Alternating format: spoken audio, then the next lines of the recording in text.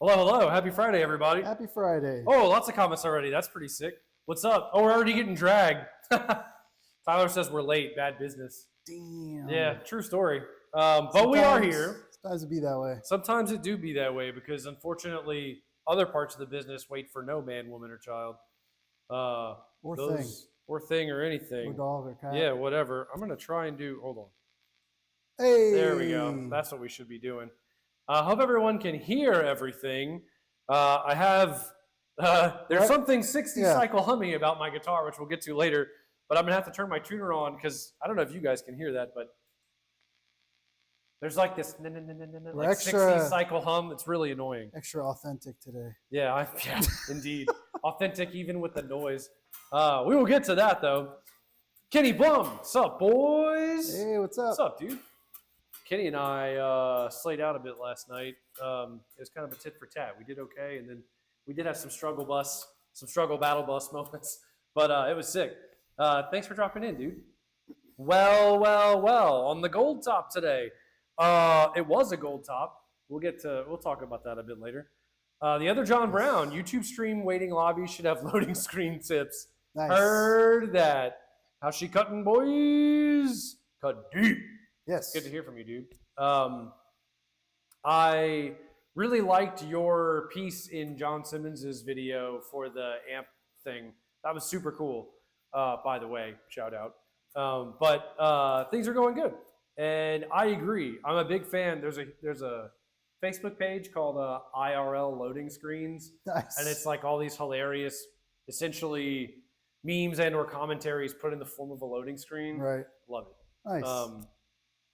So, yeah, we should do that. I like that idea. I thought I was clever with the card. I was like, I can do that. But some people are way cool with that stuff. BG fam, how we feeling? Haziel. What's up, dude? Hey, what's up, dude? Haziel just got a super sick Select Custom, which was rad. Growler, super cool. No more being impatient, dog. We got you covered, Ty. Kenny says, my man Jake is going with the Miami Vice look today. You like my pink shirt, bro? Balaguer Guitars. We'll get to that in a second, too. That was actually not intentional, but that worked out. Based on some of the things we're going to talk about today. Thank you, dog. Oh, I do have my white kicks on, too. Some Vans. Shout out to Joe Migo, who sponsored me on these. They're super comfy. Honestly, it's been so gross and snowy and stupid outside that, like, I don't want to get them. I'm not precious with my shoes. I don't mind them getting dirty, but they're white. I don't want them to get, like, gross dirty. Springtime in Pennsylvania, 32 degrees. Yeah, so here we are. Yeah, it was literally 70 degrees earlier this week. 2 days ago. And now it's 35 degrees outside. Yep. So that's pretty sick. Love a 40-degree swing. So Tyler also mentions the static. So we're going to get to that, too. You will learn shortly why there's a little more noise in the rig today. Yes. And there might be a pro and con conversation tied to that. Happy Friday, mother Mario. What's up, dude? Happy Friday. Hey, what's up, Mario? Always good for you to drop in, dude. Good to hear from you. Brian from Baritone Goat says, that's not a Balaguer. What's up, Brian? You're right. We're actually both playing unique guitars today. Joe's is a Balaguer, obviously. But we'll talk about both of these in a minute. It's a good shout. I think Jake was dumpster diving behind the Guitar Center. You wouldn't be wrong for thinking that. That would be quite the dive. Yeah, it's considering this guitar is 55 years old, you'd be pretty lucky to scoop one up in the dumpster. Math. Yeah, is it 55? I don't know, whatever. Hey, our boy John Bleeker, what's up, dude? Yo, what's up, man? Good to hear from you. Hope you're doing well. A 2-slice toaster can operate with only 1 slice of bread. Wow. All right. Nice. Rustic finishes in. Build 3 is cooking up. Oh, we're going to get to the rustic finishes. For those of you who haven't seen, we dropped a sick announcement today about rustic finishes as well as some other things. Yes. We are going to talk about that today. Another note, John Bleeker says that's not a Balaguer. You are correct. I think it is worth saying, since we are getting nice, oh my God, Gibalaguer. The metal climber says, nice Gibalaguer. What up, guys? What up, dude? Hello. Yeah, so I guess that's a fair segue. We're here. Let's talk about the guitars because there are a couple of things super cool about what Joe's playing. And obviously this is not what people are expecting me to be playing for the live stream, so that's fun. Still having to do the power amp thing, but I can't do it with the tuner on to make sure that that's not dying. But yeah. Oh, it's Gianluca. Okay, good.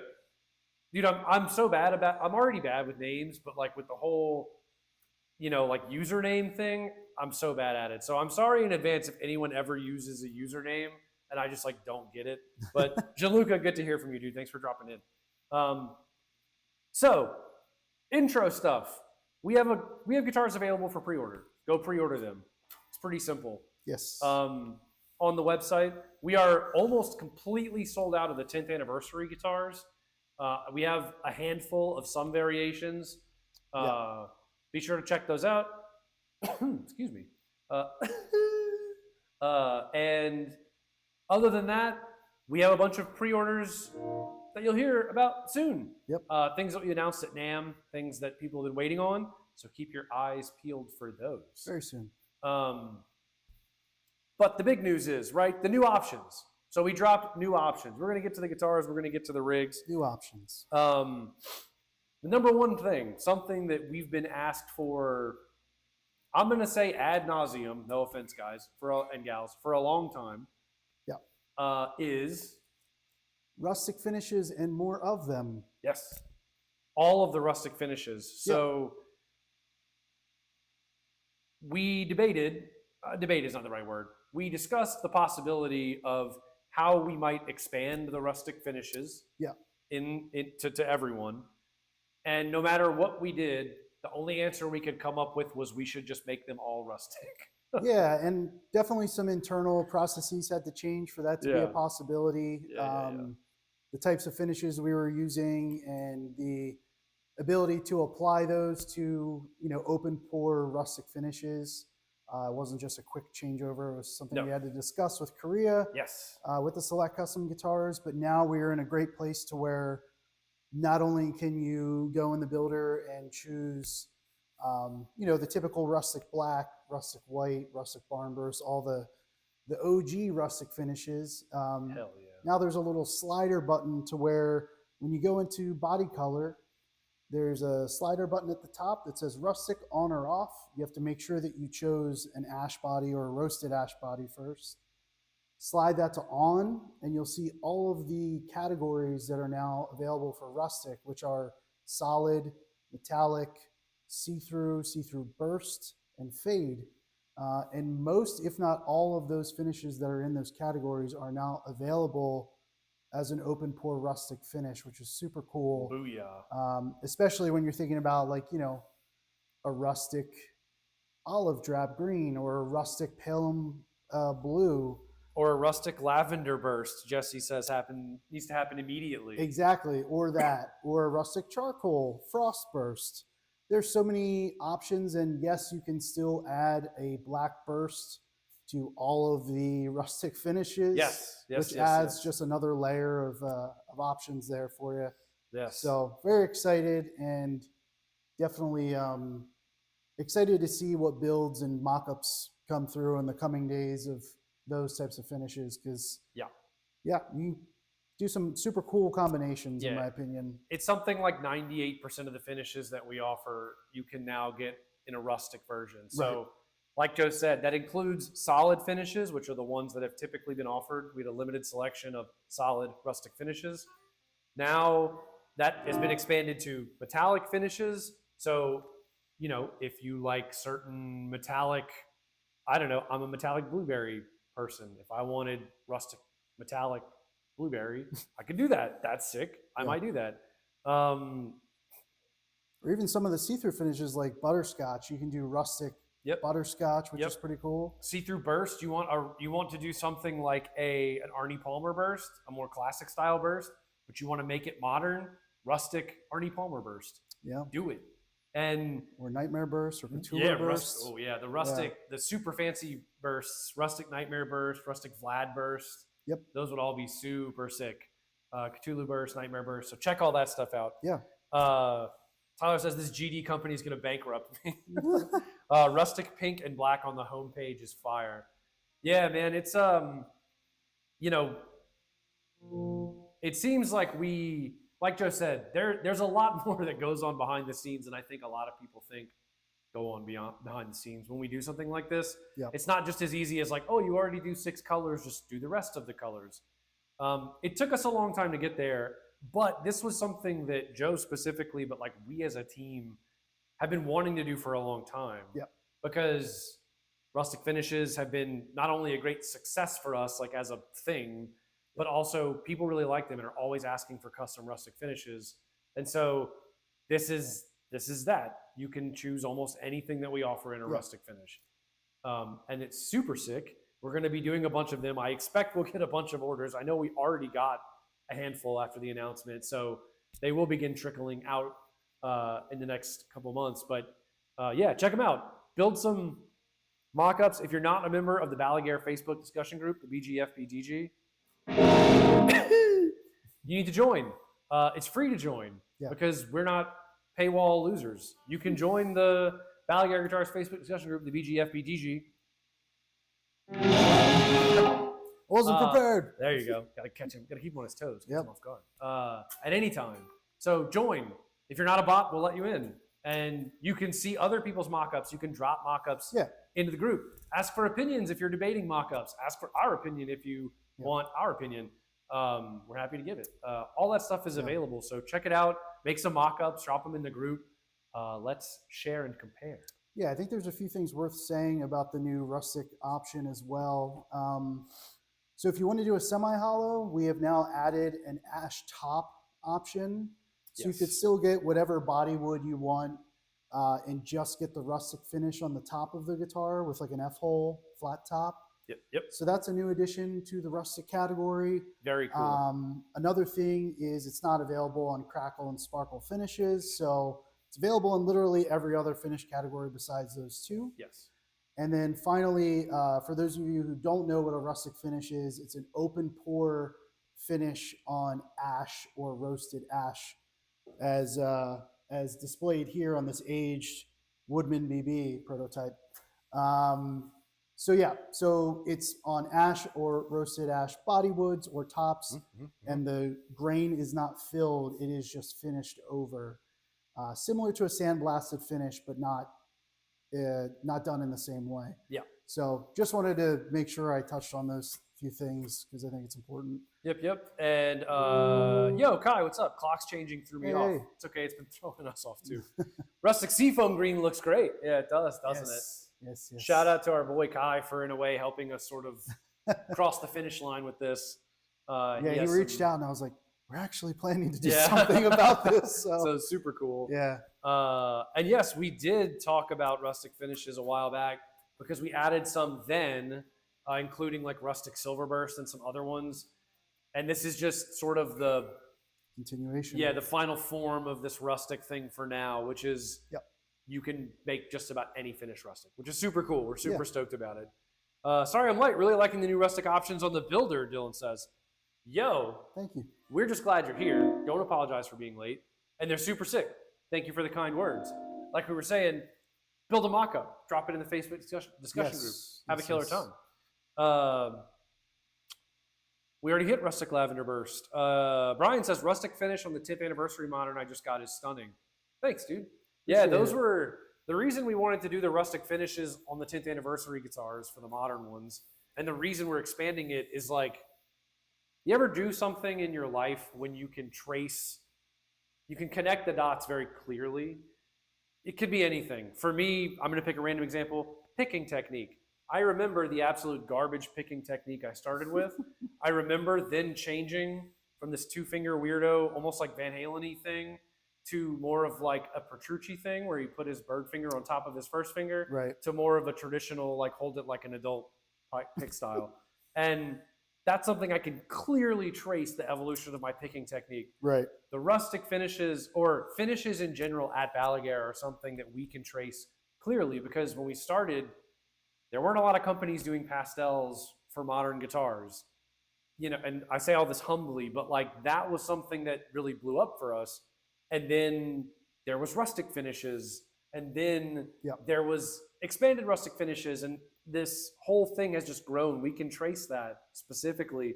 And this is the latest sort of pit stop, if you will. Yeah, back to almost evolution. 2016 or 2017 is when we started doing rustic finishes. Yeah. Like open pour finishes. So yeah, it's been really cool to see the evolution of it and where it is now versus where it was before. And we also added a few other options to the builder, which are pretty exciting. Oh, they are exciting.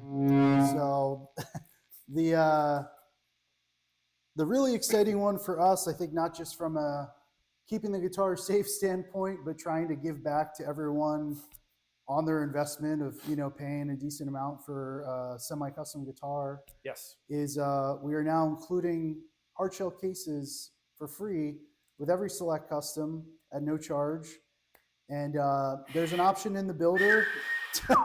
There's an option in the builder to where you can choose that as default, or right under it, you can choose the included free hardshell case plus a gig bag if you did want an additional gig bag with the hardshell case for an additional $80.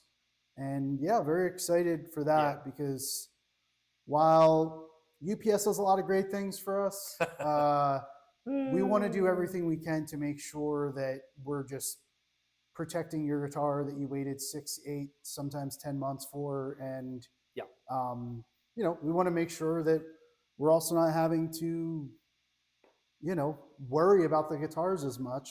Yeah. Because, you know, we do pack them really well, and gig bags are great. And our gig bags, I'll humbly say, are really great because they're very well padded inside. And they are good bags. I think for those of you who have them will attest to that. They're very rigid. But the hardshell case will always offer more protection. So excited for that. Yeah, that's something that we've worked on for a long time. It's definitely, you know, frankly, it's more expensive. It's more expensive for us to do the hardshell cases.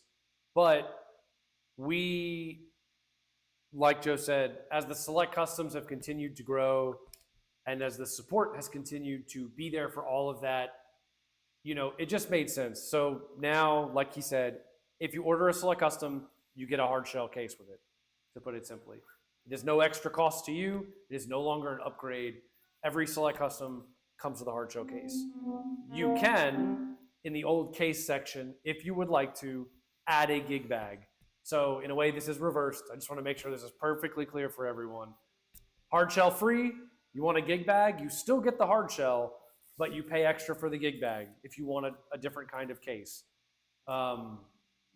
You know, it's something that we've done with the 10th anniversary run. We've done with certain runs in the past where they come stock with hardshell cases. You know, shout out to Kyle Bull, who with his belligerent Typhon was like, hey, I want to do a hardshell case.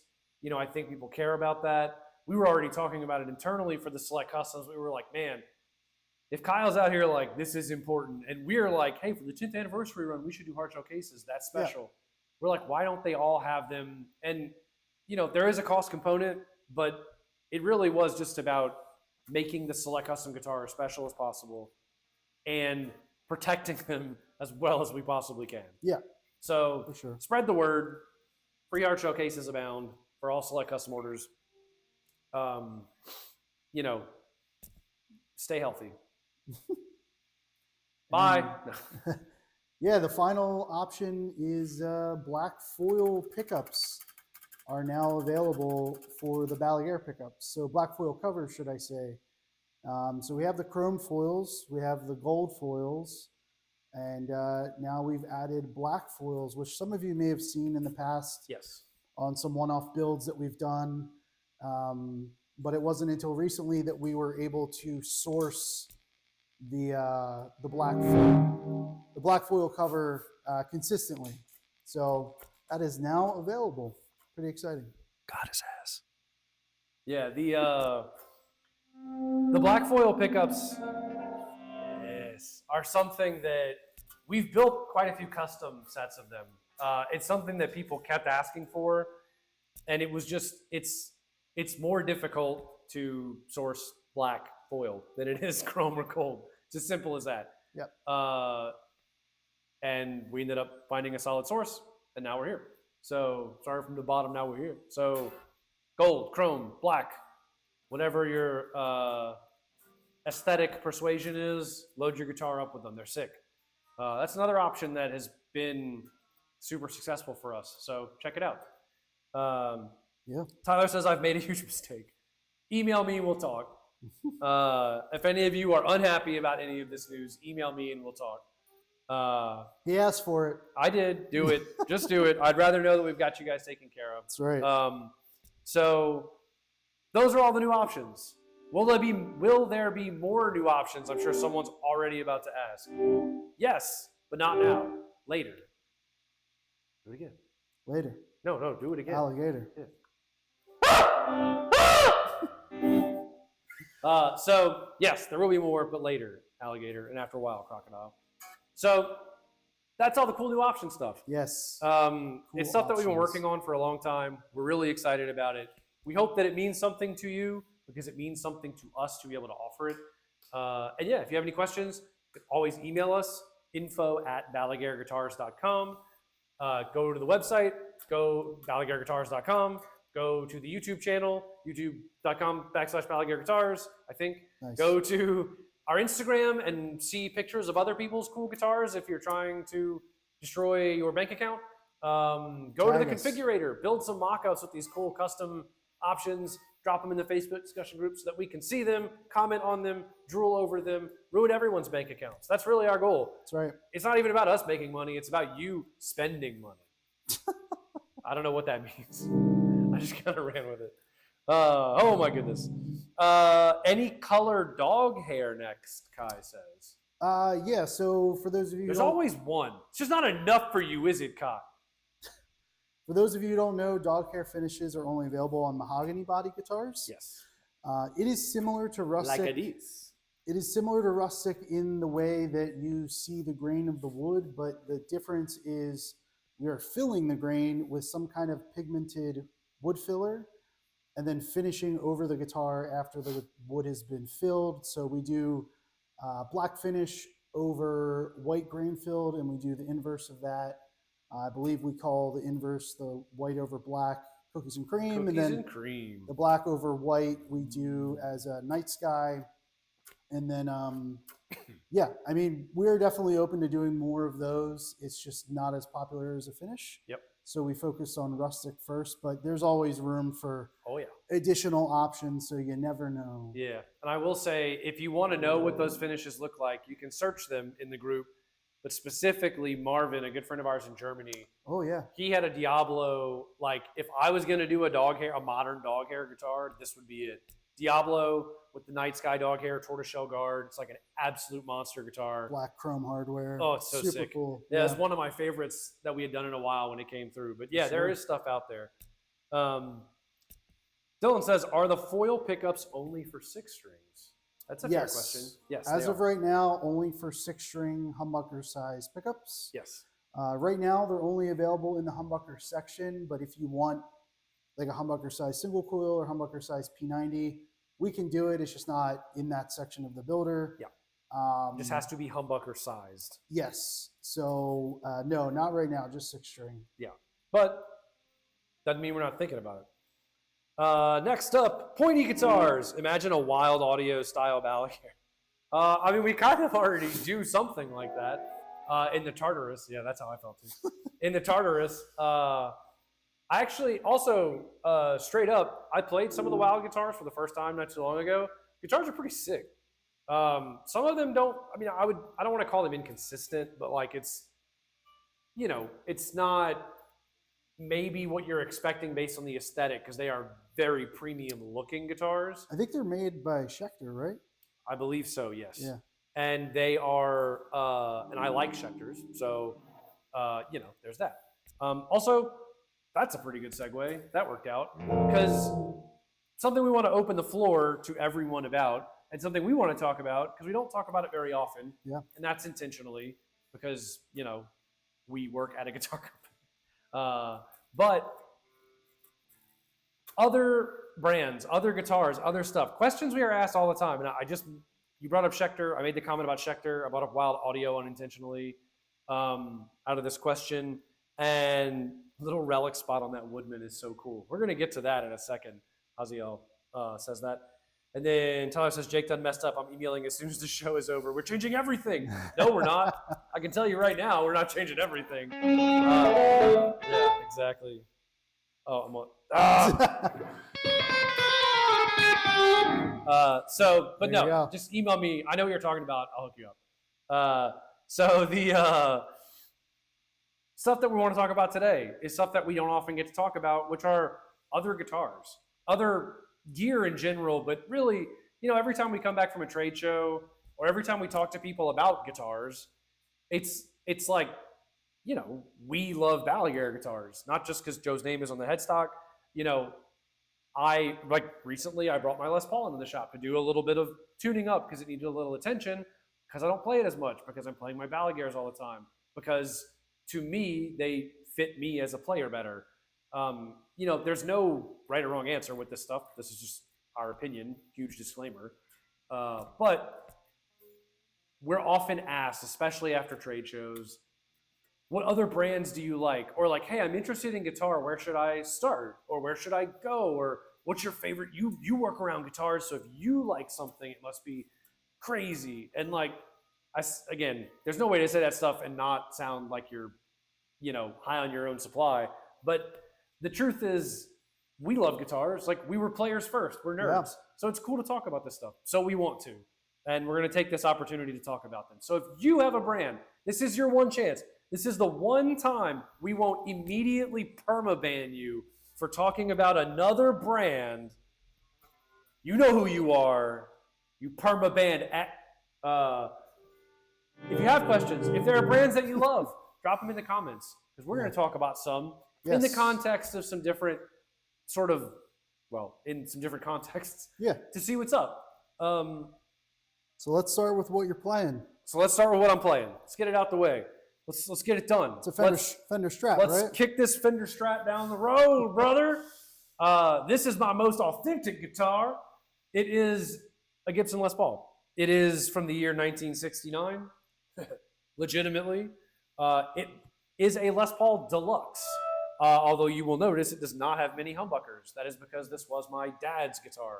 My dad, when he bought this guitar way back when, made a couple of changes. He put Grover tuners on it, got rid of the Klusons, put Grover tuners on it, serious upgrade. Yeah, I would say.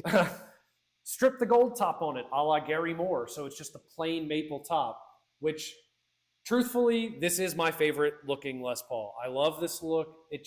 Someone made a gold top comment earlier, because from an angle, it almost looks like it's still a gold top, but then you see the plain maple when you see it up close. Got a little bird's eye right there, too. Yeah, a little bird's eye, a little bit of figuring in it. It's very cool. Bunch of cigarette burns and scratches and dents, and it's been, the back is wearing off of it, and this guitar has survived 2 floods, not 1, but 2. And there are certain things about it that you probably can't see, but like it has a massive crack in the top right here along the the bridge volume and tone knobs from when it survived the flood. It was actually in the water too, wasn't it? Yeah, like up to here, in the water, and it still rips. And it was my guitar. It was the one that I inherited. I didn't have to buy a guitar. I was very lucky. And it's the guitar I learned on. It's the guitar I played. It was my number 1 guitar from the time I was 14 until I was 27, 29, which was when I bought my first Balaguer, which is right there. And if you haven't seen my stream on that, our stream on that, I did a solo stream because Joe was out saving the world, talking about my first Balaguer and how this guitar influenced that guitar tonally, but how that guitar became my number 1. And then there was later a really cool full circle moment where my dad, this was his guitar, got to play this against my Balaguer, like it's a competition, but got to play my Balaguer and this at the same time. Remember you sent me that photo. And it was like, I'm getting goosebumps thinking about it. It was like, there was something that happened in that moment and sending you that photo where I was like, I don't know. I mean, it makes me want to well up. Like, it was a really full circle moment. Yeah. And it was very cool. So that's this guitar. It is completely stock with the exception of the aforementioned changes. The pickups are Seymour Duncan Antiquities. Oh, yeah. I have had, I don't even know how many dozens of pickups in this guitar, The ones that have lasted the longest for funsies, my dad had put a PAF and a super distortion in it. DiMarzio's, super cool. I've had 4 or 5 sets of DiMarzio's, none of them stayed. I had 4 or 5 sets of Duncans. When I got to the Seth Lovers, I was like, ooh. And then after it survived the flood, it was antiquity time. And these pickups sound like this. They sound amazing. I should say also, we are running the hiss. Someone mentioned the hiss and the hum. So the hum is because these pickups are not wax potted, because they are OG, old spec antiquities from Seymour Duncan. Alnico 2 humbuckers, low output. They sound amazing. You're about to hear them. We're also running through the amps today. So I am running through my Plexi Modified. I do have a pedal board on the floor, but none of it is on. However, I do have a Catalan bred Bellapock, which has an EP3 preamp in it. So there's a bit of EP3 preamp boosting the amp just a hair. Joe, you are playing through something special. Yeah, I'm playing through the JCM 800 Modified by Marshall. And we just got this recently. So we did a collaboration with Marshall. I'm sure some of you have seen that on Instagram. Shout out. They have some of our guitars in their studio, Marshall Studios, which is right next to the factory. And they sent us some amps to have in our showroom. And we just got this 800 modified in, what was it, 2 days ago? 2 days ago. And it rips. I am plugging directly into the amp. I don't have anything else going on besides something else that's a little special and that will be announced in the next few days, but is currently in the builder as a secret because we have not announced it yet. Right. Are the Seymour Duncan Mortal Coils. The what? And the Mortal Coils. Hell yeah, you got it. I said it right that time. Yeah, if you've seen the video, you'll get that one.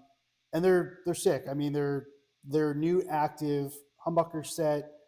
Voice 1 and voice 2 go from that tight active sound to the classic JB jazz pairing passive humbucker sound. And then you can also get a second push-pull, which this has as well, for voice 3, which is their single coil mode. Yes. And it's a ceramic magnet in the bridge humbucker, and Alnico 5 magnet in the neck humbucker, which I thought was really cool and well thought out. Yep.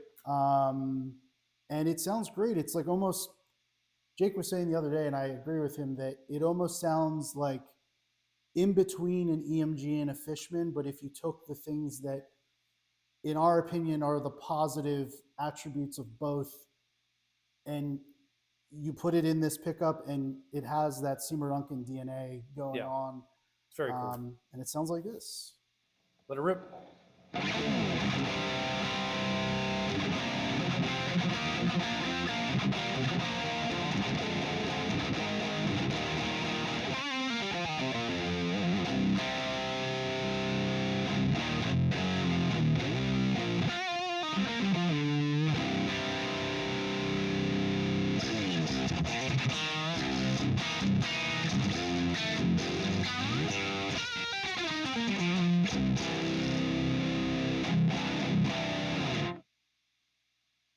Hell yeah, brother. Yeah, and that's just going directly into the amp. The amp does have mods built in, which is why it's called the Modified Series. Yes.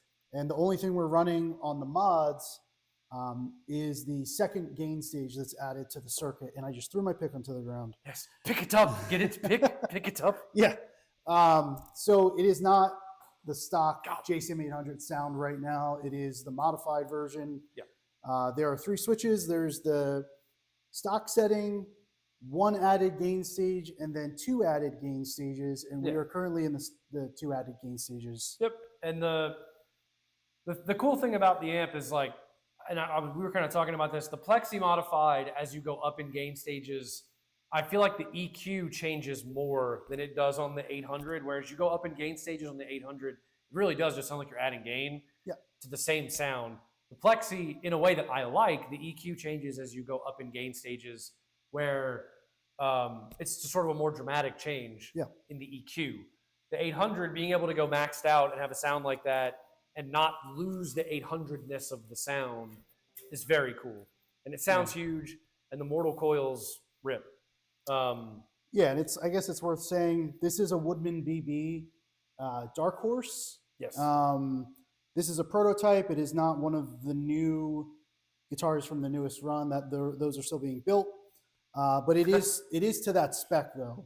Yes. So, and it's aged, obviously. And Looks yeah, super sick. everything else is the same as what those guitars are going to be. Yep. But yeah, And just a prototype. I will also play my guitar for a minute because it sounds good and I want to.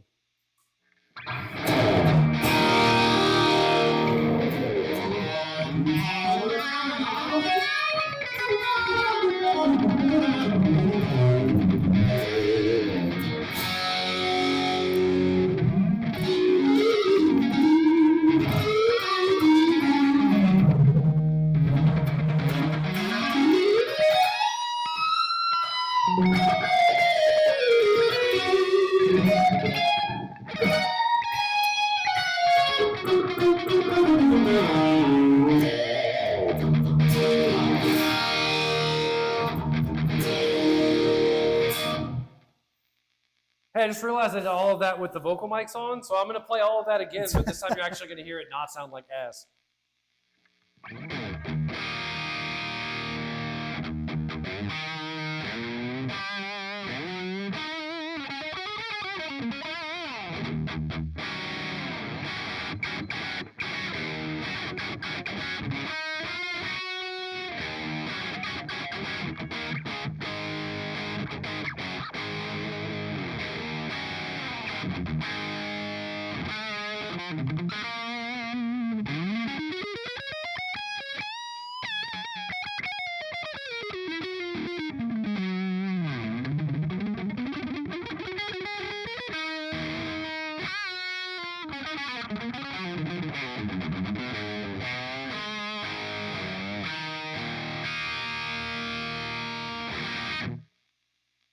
There we go. Man, there's something special about a Les Paul going into a Plexi that you just can't.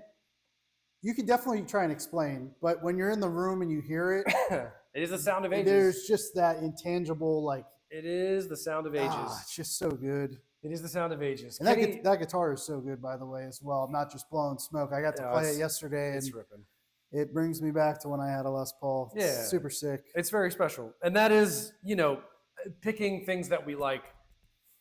The big G is an interesting example, right? I mean, anyone who says that things like Les Pauls and SGs and Firebirds and whatever else are dumb, that's probably not coming from a place related to the guitar itself. And you might even hear one of us say those things. But it won't be about the guitars because their guitars rip. And we're both fans. Yep. So that's sort of my first entry. And I see I got a bunch of questions. So I'm going to burn through these lightning round style.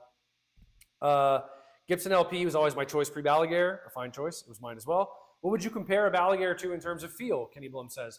The reason I got my first Balaguer is because when I played the first one I played, the neck profile reminded me of like a 60 Slim G style neck. I can see that. They are not the same. I prefer my Balagers, but this is close. I don't play a lot of guitars that have that same feel. When I describe our Comfy C neck profile, if it's someone who comes from this world, I will tell them it feels kind of like a 60 Slim Gibson neck. If they come from a more modern place, I will tell them something like an Eclipse. Yeah. Those are the profiles for a Comfy C, at least to me, that relate. So in terms of neck feel, those would be my two. Fair question. I think what helps too is, all of our nut width for our 6-string guitars are the Gibson style nut width. 1 and 11/16. 1 and 11/16. So the Slim C taper of a Gibson, Slim C 60s type of neck is pretty similar as far as thickness and profile down at the 1st to 5th fret. Yeah, right here. Area where the money's made to that Gibson style neck. So that is a really good, accurate comparison. It's very cool. Kai says, I've been playing for 12 years now and I've never owned a Gibson.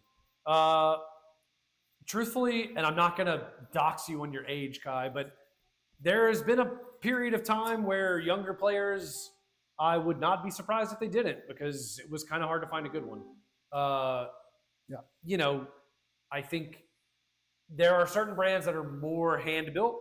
Gibson is still a very hand-built brand. Therefore, there will be more variation in the guitars. Especially when you're that big of a company too, over decades and decades of generations of employees and yes, ownership changes and all that stuff. We've played so many over the years. There are so many good ones. There are so many bad ones. But the same thing can be said for any brand that has grown like that and exists like they do.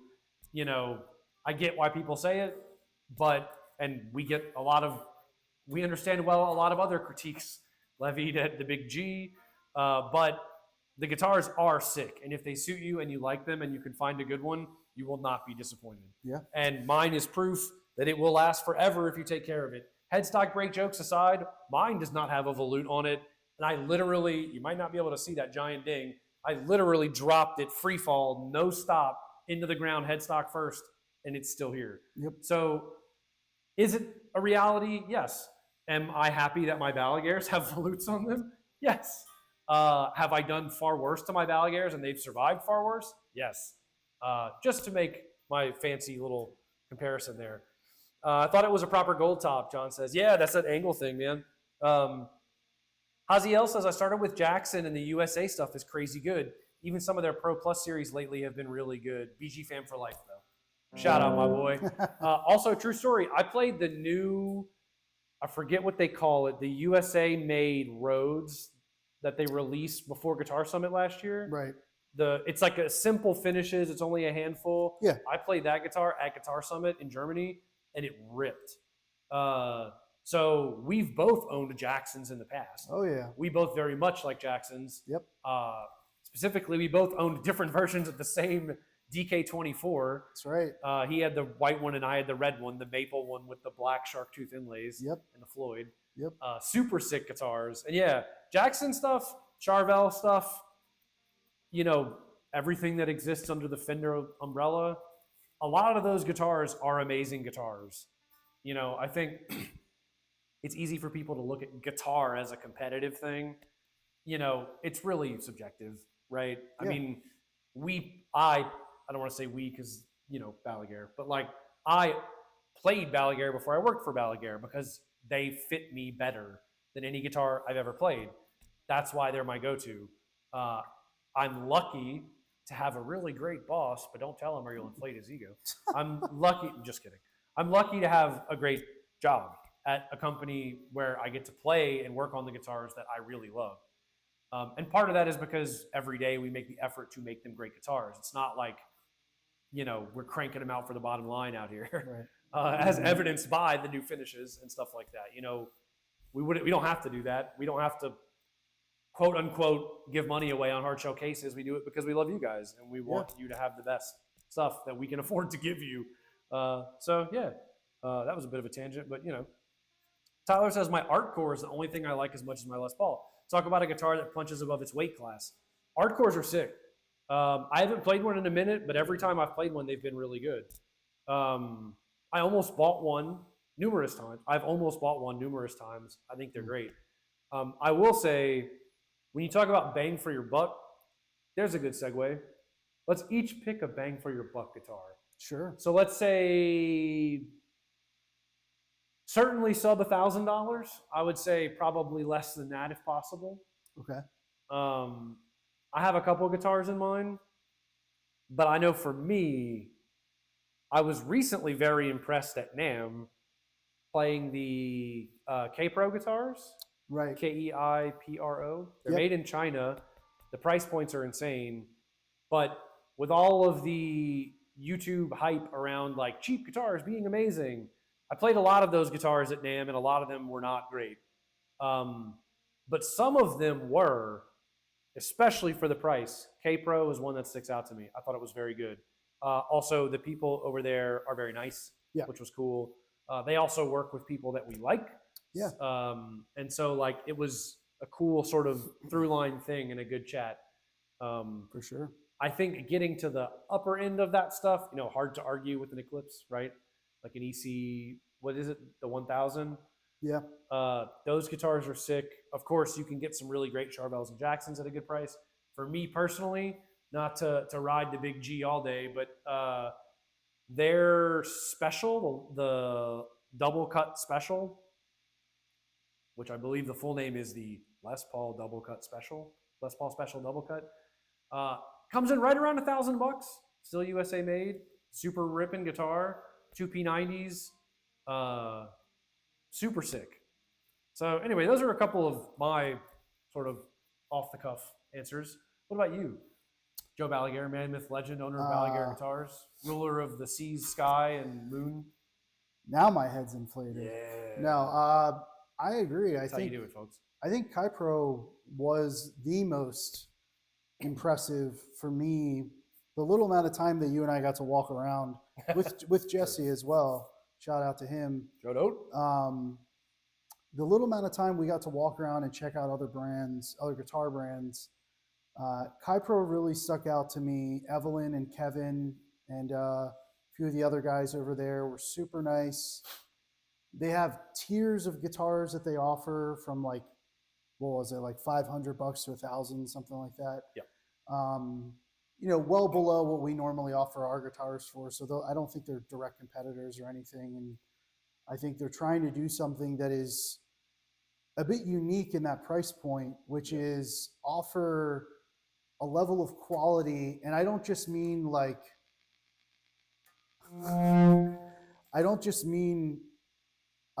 like perceived quality, like options and woods and things like that. I mean, actual like attention to detail. They feel very good. The fretwork was great. You look very good. All the things that you would look at from a luthier's perspective or even a QC Tech's perspective, like there were barely any problems on those guitars. And it was impressive for the price point. Like I've had my hands on quite a few guitars over the years from brands that are trying to do the sub $1,000 thing. And when you start to get below $1,000, there is a expected quality dip just because of the reality of building them at that volume and all that kind of stuff. And Kypro was just the anomaly for me at NAMM. It was super impressive. And like Jake said, super cool people. If I had to look at something that was like slightly more expensive than that, but still affordable, like of course the LTD stuff is hard to compete with. Yeah, I mean, you owned an Eclipse for a long time, didn't you? Growing up, yeah, I before I had enough money to get into the Gibson world, because I did have a Les Paul Custom, which was my pride and joy for a long time. Yeah. 1981 Les Paul Custom Silverburst. GoFundMe is right. Now they're $7,000-8,000, and I sold mine for $2,200. We were sharing sad stories about that. Yeah, I sold it to actually fund part of starting this company 10 years ago. Yeah, but a fair trade. Anyway, anyway, I grew up playing like the EC. No, I grew up playing like the EC 1000, those types of LTDs. Yeah, I also played. Which are so sick. Played a lot of the entry-level Ibanez stuff as well, which is still great, bang for your buck, especially back then. I think one of my first guitars, electric guitars, was an Ibanez SA 150 or something like that. Oh, yeah, it was a thin mahogany one? Thin mahogany. Well, I don't know if it was mahogany, but it was a thin body, the S Saber style or whatever. Yeah, S-series or whatever. And it had an HSS configuration, had a 2-point tremolo. I think it was a Wilkinson. And it was a great guitar. I had that guitar for a really long time. And yeah, I think, you know, there's so many options nowadays that, like you said, I mean, if you have a specific idea in mind of like, I need it to be American made, or I need it to be under this price point, or I need it to have these specs. Yep. There are so many options. Yeah, the golden age of guitar for sure. It really is incredible. And I do think Gibson is doing a really cool thing with some of their entry-level specials, whether it's the double cut special or like the normal Junior OG Junior. I also think a lot of the Epiphone stuff rips. Oh, we just had an Epiphone in the shop this week. And I played it and it was like, yo, this is better than a lot of other way more expensive guitars. I mean, granted, that was an older one, but even the newer ones are just that guitar awesome. And I think it's just case in point, like a good example of why I don't want to say this as a blanket statement because it's not entirely true, but like most of the time it doesn't matter where it's made. True. As long as where it's being made, that one, it's ethically being made, which is important. And Yes. two, the instruments are being built with care in mind, not just from the factory perspective, but whenever they get to their final, QC inspection point before they reach you or a retailer, that the people care about the final result. Yeah. That is the bigger difference. That is half of the battle. Agreed. 100%. Well, before we talk about super expensive guitars, Mario says, a friend showed me a PRS back in the early 90s, and a couple of decades later, I own 4. I just love their neck patterns. Nice. That's fair. I've played a lot of great PRSs, guitars that played great, and anyone who says PRS doesn't make a great guitar is a liar. Like, they're incredibly well-made guitars. I have never gotten on with the tone. There's something in a PRS in their pickups, and even without their pickups, because I've played a bunch of PRSs that have been swapped, there's something in whatever they're doing that to me never sounds like alive enough. And that's a me thing. I am not ripping on PRS. Paul, please don't come for me. Because I do think they're great guitars. Comfort. Yeah. And I hear people play them who make them sound amazing, but I still hear that thing that I hear when I play it, and I don't like that. That's just my opinion. Yeah. Please don't drag me. Because they do rule. Everyone has their own preference. Yeah. Kai also says, my PRS S2 is my number 1. Yeah, super thin nitro finish. Those are great, man. The S2s are super sick. And I do think, I've seen you play that guitar. That and your Woodman are the 2 guitars that when I see you play, I think sound the best. Not that you don't have other great guitars, but like, I'm not just sipping on Balaguer sauce over here. It really is. Those 2 guitars, I think, are very you, and they sound sick, and you do a great job of, like, the tone fits what you do. For sure. So shout out, because that is very cool. Brian says, I own a Heritage 150 after owning and selling a few Gibsons. Best LP I've ever played. Those are great guitars. They are great. Heritage guitars made in the old way that Gibson used to make them, essentially, is the idea. Kalamazoo, Michigan. In Kalamazoo, Michigan. Yep. And they are great guitars. You definitely cannot go wrong. Dylan says, I have a few Kiesels. They do great work, and their finishes are top notch. Yeah. I think I'm not surprising anyone by saying that we are very often compared to Kiesel in what we offer. And a lot of people will ask us what we think the difference is. And they're just different. It's a different design ethos, right? Like, Kiesel guitars look sick. If you're into that. Yep. I'm a huge Star Wars fan. I liked some of the names. I think some of the other ones are a little too on the nose, in my opinion. Still cool that they're using Star Wars as a reference, though. Yeah, like, I'm here for it, right? Like, I mean, you could certainly do worse. You could name it after, like, I don't know, 1920s serial killers or something. I don't know, like, whatever. Yeah. But, it's a thing. Yeah, Kiesel does cool stuff. And Kiesel do make cool guitars. Yeah. The rest of it, people have lots of opinions about. Not all of them false, but yeah, it's a different thing, right? The guitars are sick, and I've played a lot of really good Kiesels over the years, and Carvins before that, because we're that old, right? Yes. Shout out to Carvin. Kai says, Mordor coils. That's right. Mordor coils. And then Kenny says Mordor combat. That's what they should have named it. They should have named it that. They missed out. Next Balaguer humbucker is going to be the Mordor. Yeah. When Joe said that, he was like, well, we've got the Nazgul. They thought it was freaking hilarious. Mordor or Lesdor? Mordor or Lesdor. Up to you. Mordor. Brian says, what do you think of Dunnable? I love my Cyclops DE. I find that Balaguer and Dunnable are kind of the best of the new American brands. Smaller builders who both do a vintage modern aesthetic. Well, cool question. Thank you for the kind words. Yeah. I'll let Joe field this one for obvious reasons in a second. So Sasha and I go way back. Sasha Dunnable. Yeah. I used to live in California prior to starting Balaguer Guitars. Sasha and I went to the same lutherie school around the same time and graduated around the same year. I think maybe he was 2010, I was 2009 or maybe he was later in 2009. I can't remember, but we were there at the same time. And we high-fived in the hallway. We ended up becoming friends back then. I used his shop that he had out of his house in Van Nuys a few times with him. I believe it's pronounced Van Nuys. Yeah, Van Nuys.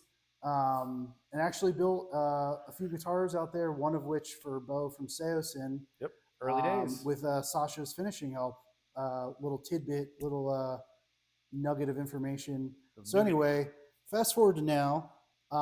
We've always kept in touch with Sasha and the Dunnable team. He's a great guy. I think they do great stuff. I think they do what they do extremely well. And I think there's a lot of integrity and honesty in what they do. And that is something that's really refreshing to see. They are unapologetically like what they Dunnable. love. Like, and I think that's not a slight. It's a compliment. Like they really have found their lane and they're continuing down it. And I just spoke to Sasha last week about some stuff, and we'll see what happens. But him and I, I think collectively we hung out with Sasha when we were out at Guitar Summit in Germany. We went out to a bar and shot the shit and everything. And he's a good dude. What a fun night. He's a good dude. They're all good people. Yeah. Him and EJ and a few of the others. Yeah. So yes, I think I could speak for both of us that we dig Dunnable. Dunnable gets the thumbs up, not just for being good people, but for being cool guitars. Yeah. Oh, yo, what's up, Till? Till says actually sounded pretty epic. Thank you. Yo, good to hear from you. Seriously, thanks for dropping in, dude. If you don't know, Tillman runs Pedals NT. Oh, what's up, Super dude? great. I didn't know that's who that was. Yeah, great content. Has a Balaguer, I'm happy to say, with some really cool pickups in it that we've talked about. Nova. From another Teal from Hanover, who is very cool, and the Nova pickups, and they're super rad. And yeah, check out his stuff. Just did a video on some old Bad Cat stuff that was super cool. For sure. I had to drop a comment. I liked it so much. Also friends. So that was pretty sick. Thanks for dropping in, dude. Yes. Kai says, I don't think I can trust Jake's new midlife crisis persona until the trainers have grass stains. Damn, dog. That's awesome. Jesse says, if I get Mordor coils and a JCM modified, will I be able to play like Joe asking for a friend? I am rusty, so I hope you don't want to play like All me. right, Joe, here's the deal. You just got called out. Play a sick riff. 3, 2, 1, go.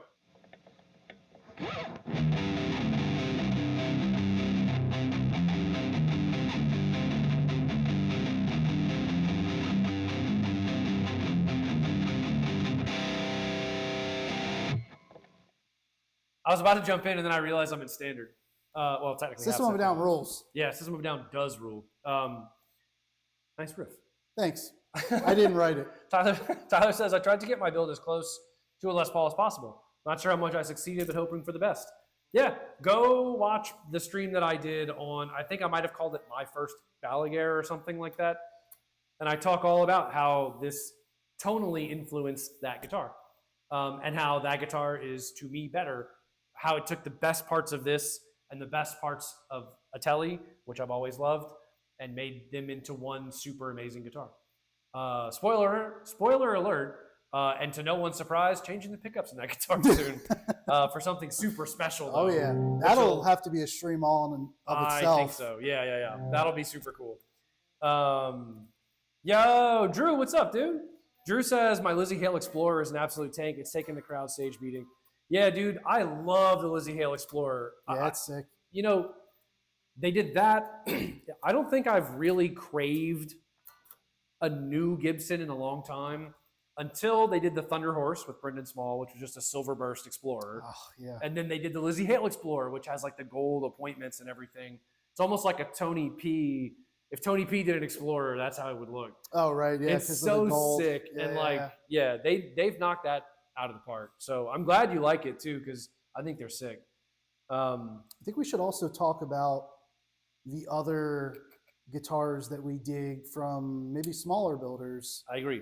Because I think that's important, and I think I'll make it shirt easy. reminded me. Yanis. Yes, Yanis Pavesa over at Pavesa Guitars. Let me see if I can show off. Shout out. Yeah, my main village man out in Thessaloniki in Greece. Yes.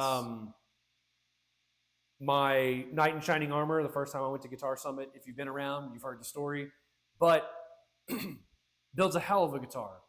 both acoustics and electrics, mostly electrics now. They're cool takes on, some of them are his own shapes, some of them are his interpretations of other shapes, and like they're just sick guitars. He tries to work with locally sourced like Greek manufacturers in a lot of cool ways. Manufacturers, Greek artists. Parts, yeah. Yeah. So like he works with Halon, another Greek owned company. He works, I can't remember the name of the pickup company, but he works with a guy who winds Greek pickups. Like, it's just a really cool, I love the whole ethos of like, I'm going to work with local people, local materials, local parts, Yeah. build a sick guitar. And that's what he does. And he's also just an amazing person. He is. He's super cool. And so, you know, if we're talking about, let's say, maybe more expensive guitars, he would probably be top of my list. I'll give a top 3 because I was thinking about it. I think if I could do anything, it would be a Pavesa guitar. They're very cool. Check them out. They're all over social media. There's an Italian luthier, Leonardo. Oh, I'm so sorry if I get the last name wrong. Ceccarini. Yeah. I think they're my favorite, like modern guitar, like purely modern guitar. Right. LED inlays. I had these amazing inlay work, but it's not like a spaceship. Sure. It still looks like a guitar. Yeah. They play amazingly well. They look stunning. Like, I mean, it's wild how well he makes those guitars. That's another great one. And then I have to say, when you talk about like vintage, modern, if we're in the same realm that we live in, the OPEG stuff, I think is really great. I've loved it since they first came out. We were across the hall when they were first announced at NAMM. Kazuma's a friend of ours. Yeah. You know, those guitars, specifically the Trailbreaker, is like one of the coolest sort of offset takes on a guitar that I've seen, truthfully, since the Espada. Like, it's a killer guitar. And if I had unlimited money, I'd buy one guitar from each of them tomorrow. Because they're really, really great. They play great, sound great, look unique, have the touch. Super cool. So that's my submission. Sick. I know I kind of went with 3 instead of 1, but I had to. No, it's awesome. What do you think, Mr. Joe Balaguer, luthier extraordinaire? I mean, I agree. All of those are sick. I got to see the Pavesa guitars twice in person, and I got to meet and hang out with Yanis twice in person, and I attest to everything Jake says, including that night with Sasha. At the that's bar. right. With Sasha yeah. Dunnable. He came. It was a meeting of minds that night. It was what super a cool night. Yeah. It was. I wish I could relive that for the first time again.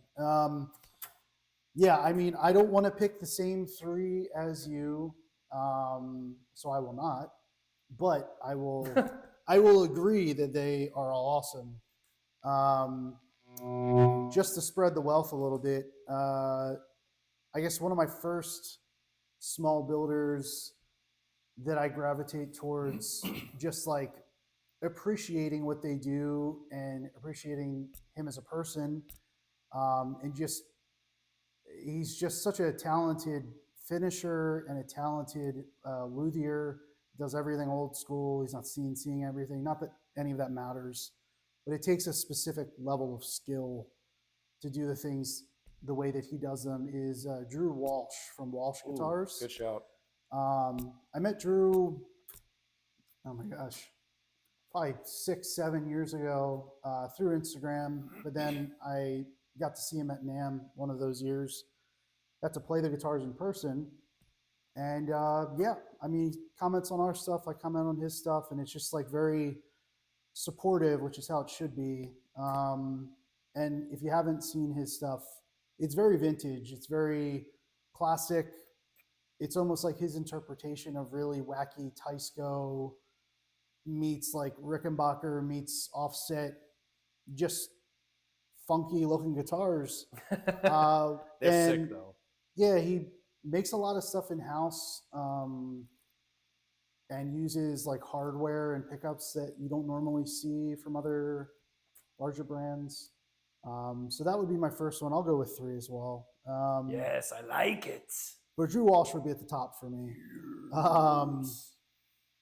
I would say one that's kind of in a slightly different lane than Drew, where it's kind of team built guitars, but using necks and bodies and different things from different places and doing something really unique.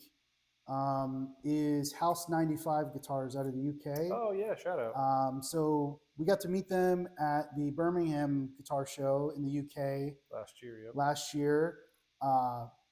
Became good friends with Tom over there, and I just really like what they do. They focus heavily on punk rock guitars. Yeah, single bridge pickup. And that's self-proclaimed. I'm not, painting a picture here. They're on their website. It's, punk rock guitars is kind of one of their taglines, but they're huge fans of Blink-182. They're huge fans of all those types of bands. Yeah.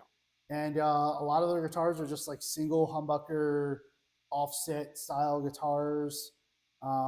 It's him and his dad doing most of the work, but they do have like one or two other people who help them out. I think his brother and one other guy, Luke. Yeah. Super cool guitars, super cool people. You can see a trend here. If that's we like nice people. That's an important aspect to help supporting other people, is that they are worthy of support. Yeah. That's why we're doing this. Yeah, and shout out to them. You should definitely go check their stuff out. House 95 Guitars. The third one is kind of like on the different end of the spectrum, more modern, is Red Layer Guitars. Ooh, yeah. So I've been following him, oh my gosh, probably for 10 years. I remember you showing me them like 5 or 6 years ago. Yeah. A long time and ago. I got to chat with him through, I can't remember if it was FaceTime or Skype or something a few years ago, because we were talking about like logistics and like challenges of the pandemic and stuff like that. And we talked through social media sometimes, and it was cool to connect. But the way that he does his builds and the inlaying ability that he has, wild. whether it's epoxy or LED, or it's just what I would recommend if you want to look at something that's like so far out there from a modern perspective and done at such a high level of quality. Yeah, quality and precision. Check Red Layer Guitars out. Very cool. It's such an inspiring guitar company. It's just one guy, but it's inspiring to look at his stuff on Instagram, because it's out there and it's really well done. And I'll throw in one more. They're Danny Anka, for free, who lives in Florida. Oh yeah, good shout. And I'm just thinking of like things that inspire me and people that are super nice and super supportive. And Danny is one of those people. But if you go to his Instagram or his YouTube, or even find him on Facebook, he is such a intelligent guy and has so many great ideas from a standpoint of like template making, or like doing things to make things look cleaner and streamlined. He did something that I think went viral a month or two ago, where he made a template for a control cavity to where everything was kind of like on its own like circuit board for like all the knobs and electronics. And he does some 3D printing stuff as well. And he's just one of those dudes that he thinks through everything fully before he does something. And it is apparent with how he builds guitars and basses. So check him out. It's Anka Custom, ANKA Custom. Yeah, they're very cool. And he's a very talented dude, also super nice. You can definitely see a trend here, right? I mean, if there is a downside to the golden age of guitar, I wouldn't call it a downside, but some people might, is that the barrier to entry is very low in the modern era of guitar building. Yeah. So often what you will find is that if people have money and time and want to put in the effort, they can build a decent guitar, right? But what takes you from decent to not like going the wrong direction and becoming special and something that people connect with, excelling in some way, it's a spectrum, right? Some people excel at the manufacturing side. Some people excel at the luthery, hands-on, one at a time side. And the spectrum in between is insane. And like insanely varied, I mean. And everyone that excels where they excel or excel in multiple areas take the guitar into a new direction. And that's great. But if you're an asshole, nobody cares. In my opinion, no one should care, frankly. Like, if you're not the kind of person who's going to uplift people with what you're doing, and I appreciate the irony of me calling someone an asshole as I say that, but like, those are the people that, without being too lofty, change the world. Like, that's the sort of thing that people remember those people. You make the effort. I'm not trying to say you as in, I don't want to put us on a pedestal, but like, every day is not just about how to make more money. It's about how to give back, how to do something cool, how to make something unique, how to push the art form, how to push the skill, how to, it's this balance of everything. And it's so easy as a consumer, and I say that as a consumer, to sit at my desk, at my computer and be like, well, that looks kind of dumb. And like, maybe it does look kind of dumb to me. Or maybe I think a feature is weird, or maybe I think someone made an odd decision, but like, that is going to inspire someone, and that's cool. And so, sitting around and slagging people sucks. And people who are awesome and make an effort to be part of the rising tide are people who always get support. We say it all the time. It's why we hype up companies who make cool shit. Walrus, Marshall, Gibson, Angle, all the companies, Neural, like, it's just, we talk about this stuff because we want people to know about this stuff because it's awesome. And not just the products, but the people. So I will get off my soapbox and I will continue to lightning round some questions because we've been talking a lot and you guys have stuff to say. Shout out, mic drop, yeah, got him, yeah. What's up, Andrew? Our boy over at Ambient Endeavors. Oh, what's up, Mr. man? Andrew. Also sick content, by the way. Playing my OG Lake Placid Blue Ambient Espada in today's vid. Still love these guitars. Thank you, man. Yeah. So Ambient Endeavors. Andrew also runs Little Box. You may have seen some exclusive Espada ambients that we did in partnership with them a while back. Yeah. And Andrew was a huge part of the Ambient Espada's genesis. One of the people that we worked with to design that guitar in the old days. Yep. Super cool thing. And yeah, thank you for saying that, man. It's always good to hear from you too. Thanks for dropping in. Andrew also says, this computer's freaking out. New Orangewood Del Sol is a fun one. I have not seen that. I'll have to check it out. Orangewood Del Sol? Yeah, I actually saw something the other day about that. I don't know if you posted about it, Andrew, or if someone else did, where Orangewood, I think, was initially an acoustic brand, and then they started working with a smaller luthier, I think on the East Coast, if I remember correctly, that he designed something in conjunction with Orangewood, and they started doing electric guitars with him, something like that. Yeah, I think I'm remembering correctly. But yeah, it is cool. It's very Silvertone meets Teisco style guitar. Yeah.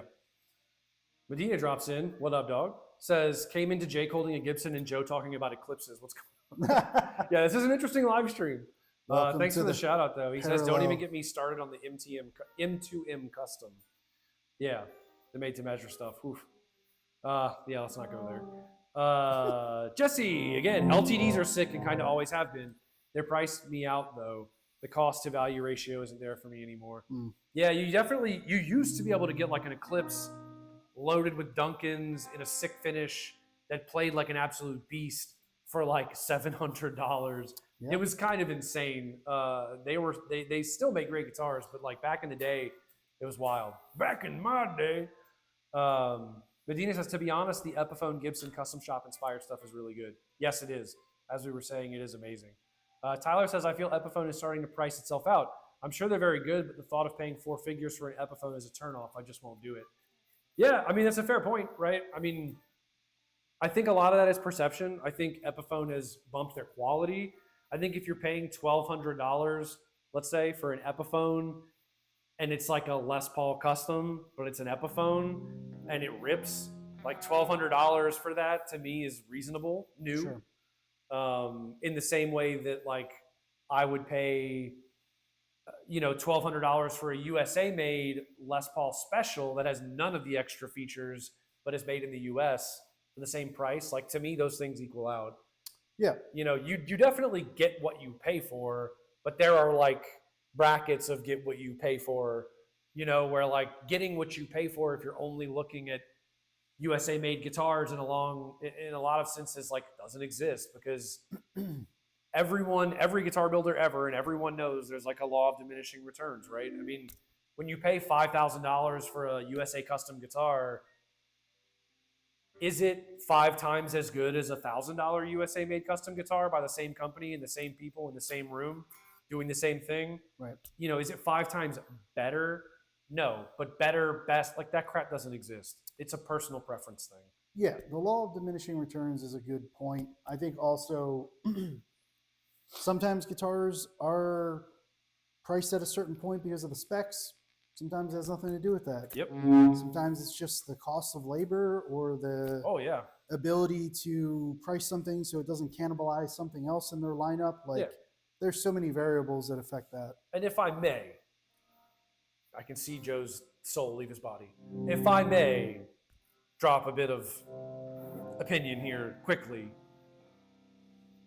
because I've heard this many times over the years, and it's like a pet peeve of mine, and I know that now that I've said that, I'm going to get absolutely destroyed. No one's ever going to let me forget this. But I've heard so many people say, I can get an awesome American Fender for $1,500. Why is a Les Paul standard $2,500? Or whatever. Yo, look at the spec. Like, just read the spec sheet. Look at the guitar. Look at what goes into making a Les Paul standard versus an American Strat. Right. And I'm not ripping on Fender or Gibson, because Gibsons are stupid expensive, and Fender do make a great guitar for $1,200, $1,500. Not ripping on them. But the people who say things like that, it's what you're getting is a lot more labor intensive, to Joe's point, which is what I'm saying is that when you invest, when a guitar takes an extra 80 hours to build, that doesn't just go away. Like that has to be covered somehow.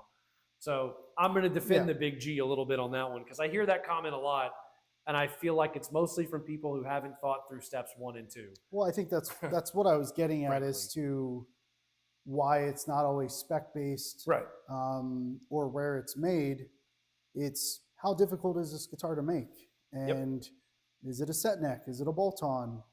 There's so many things on a list that add up to a guitar's cost and value, which sometimes are not correlated or associated in the way that some people think they are. So, well, and anyway, it's also like the value of something, and this is such a stupid thing to say, I'm so sorry, but like the value of something is what someone will pay for it, right?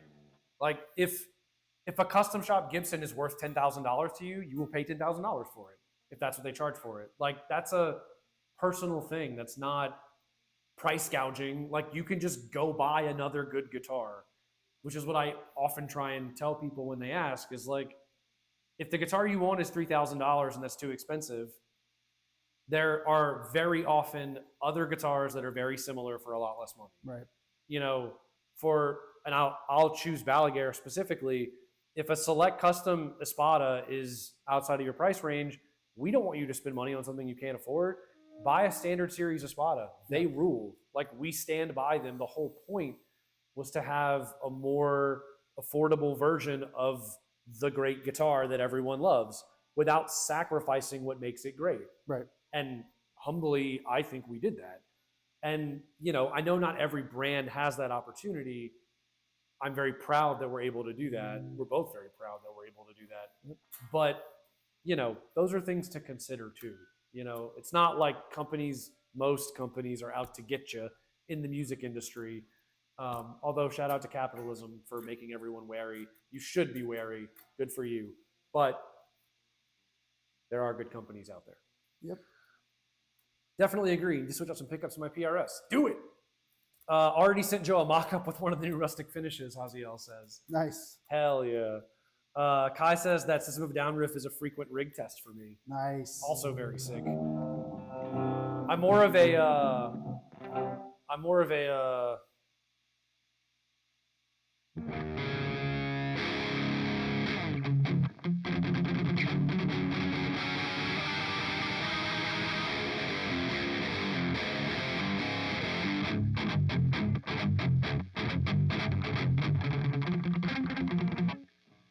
Anyway, copyright struck. No, I love, man, we both love System of a Down. Let me see if I can tune this thing up. Probably should just left the drop tune to make Joe happy, but I can feel him. I can feel him staring at my standard tune guitar. I don't know how to play in standard, is what Jake's saying. It's okay. I can barely play in drop tune. Mario says, just wanted to thank you guys in advance for an anticipated all-nighter on the builder. Nice. I might be right there with you, dude. Seriously. I'm stoked to mess around because seeing that stuff visually is cool. Any plans to do more BG merch? Kai says. Yes, definitely. We have a box in the other room of brand new T-shirts that we just got printed. But that was mainly for the trade show and a few other things.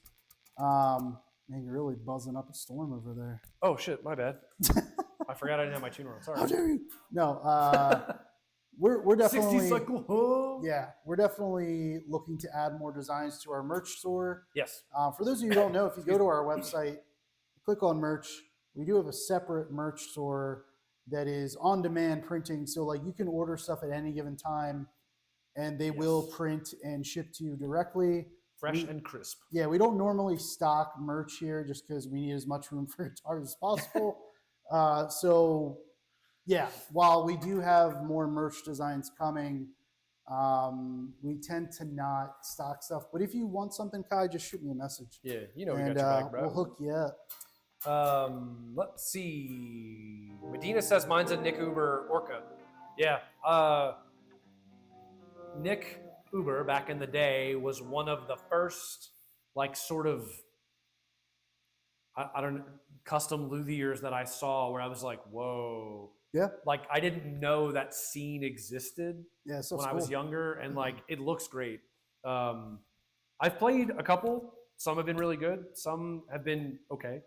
But they are very handsome guitars, without a doubt. Kai says, just met House 95 at Birmingham show this year. Oh, sick. Love the thin fin relics they do. Yeah, very sick. No, great people. Medina also says they're great. That's true. I forgot you. I think you met them. Speaking of nice people, Kai says Sully Guitars deserve some love. Yeah. All the love. Yeah. Yep. John Sully and Kyle Carrick over there. Super cool dudes. Yep. We have known them for a long time. Yo, Stephen Ward dropping in to say hello. What's up, dude? What's up, dude? How are you? Stephen is a real one, to say the least. He did all of the film work. He and his wife did all of the filming and editing and like just on-scene work, on-site work for our Seymour Duncan video. Yeah. He also did a bunch of the pickup demo editing stuff for us. So shout out to him, a real one and a great guy. Good to hear from you, dude. Thanks for dropping in. Great guy. Handsome too.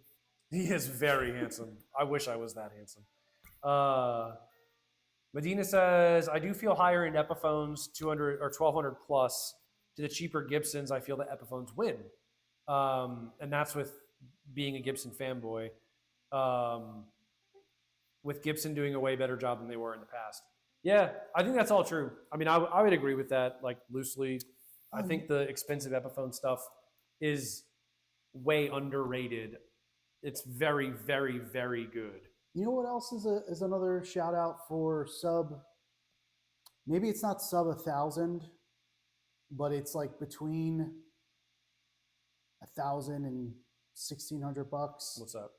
And the only reason why I'm saying this is because I remember when we were at the Sound Parcel and we were visiting a previous dealer of ours who is now shut down, unfortunately. Yeah, sad face. He used to carry the new Harmony guitars. Yes. And they're, back then, I don't know where they're made now. They're probably still made in the US, but back then, this was like a handful of years ago when they first came out. They were made in Michigan, I believe, at the Heritage plant. Yep. And I think retail was like $13.99. And granted, like, standard tuners, very standard guitar. But it USA was, made. But USA made, and it was like really, really good quality. That is a guitar that, like, if I saw one used for $800, like, Yeah, that's a hard thing to pass up. Cupcake knobs, foil pickups, super cool shape. Like, whoever revived that brand and did the design work for the new models, high five. Yeah, high five. Super cool guitars. Are we ever going to get a Balaguer single coil guitar ran through a clean style amp at one of these little powwows? Tyler says, and the answer is no. Tune low and die slow. We can definitely. We've done some clean E things, but I think, in fact, we've done a lot of jams with clean tones in them. But we are not. I mean, for what it's worth, Joe can be a very ambient boy, but it's a lot of it is like on the synth side of stuff. I don't want to put words in your mouth, but like that's how I see it.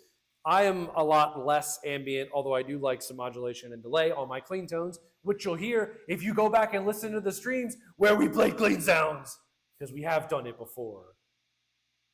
That's a great comment, though. And I do hope we can do something. Yeah. You know, we're building the collection, and I hope that we'll have some amps that fit that. It's also worth saying that the 800 in the low input does a great clean sound. The Angle has an awesome clean channel. And the Plexi, when you dial it in for clean tones, also sounds amazing. So when you're dealing with single channel amps like these, or amps that are built to have clean sounds like the Angle, you really can get great clean sounds. It's just, I would literally have to go back here and change all the knobs to make it happen. I mean, you know what? I'll do something really quickly just to show you max gain to not max gain.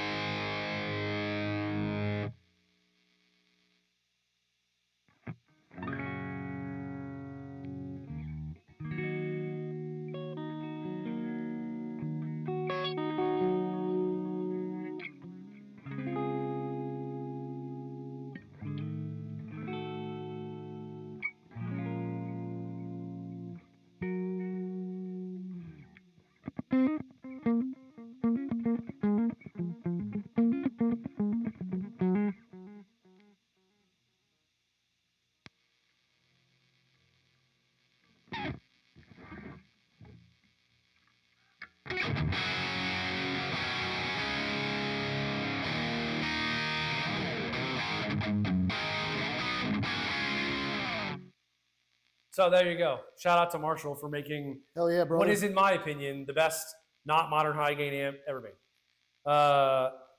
So there's that. So we do clean stuff. No, just kidding.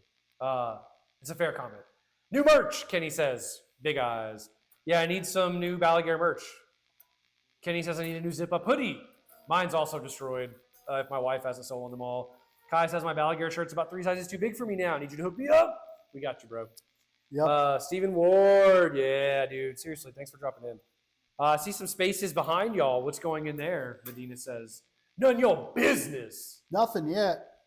We have some ideas. We'll see. Our hopes and dreams. That mostly, yes. They get shelved. Let's see. I actually don't even want it. I don't even get first single coil guitars till last year, and then I don't play it. It's just wall candy. That's fair. That's because single coils suck. Clean tones are for losers. I can give you a single coil sound. Ready? Yeah, do it.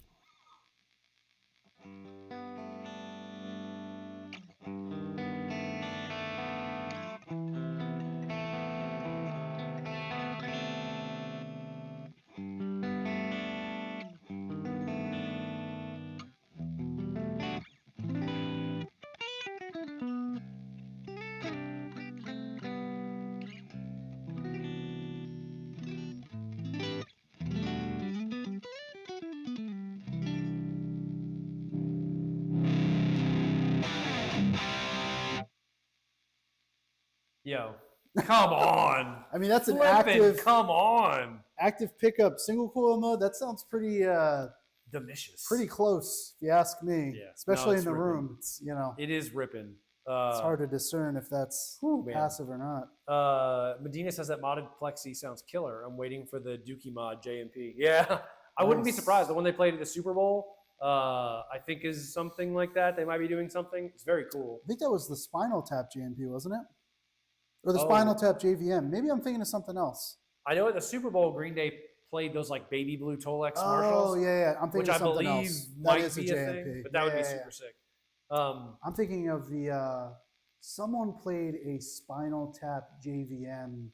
Yeah, with all the knobs that went to infinity Yeah, or whatever. yeah. It was like that limited thing they did for Spinal Tap too. Yeah.